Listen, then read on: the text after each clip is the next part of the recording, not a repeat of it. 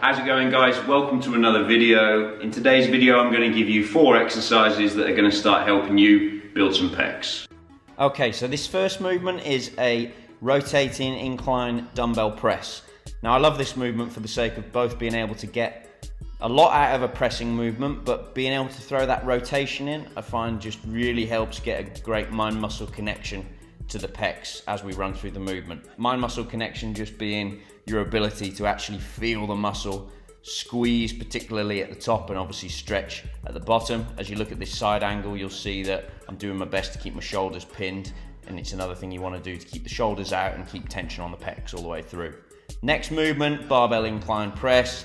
Big, old school, common movement, but commonly hashed, to be honest, when you look at this going on in gyms all around the world. You really want to work on making it almost look like you're on the Smith machine. Keep that bar moving super straight, keep it even, and again, keep the shoulder blades pinned in nicely into the bench all the way through. We want to get that bar down to touch the chest, and we want to push it as far away as we can from ourselves, but without letting the shoulder blades overextend and the shoulders almost pass the chest. So yeah, fantastic movement all round.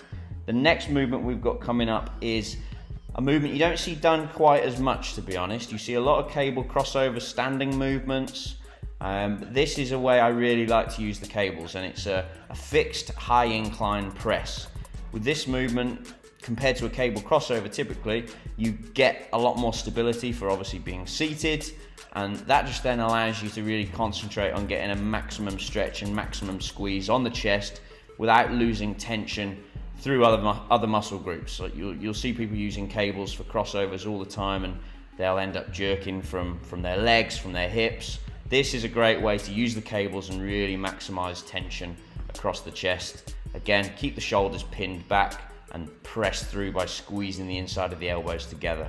Another way I like to use the cables is this kind of DIY PECK deck setup. So obviously you've got the PECK deck machines in most gyms, but if you don't, then you can set the cables up in the same way.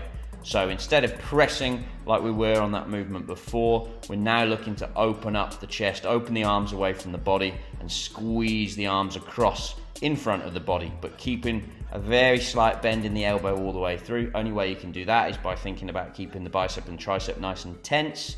And then yeah, just think about driving the inside of the elbows together, almost like a bear hugging movement.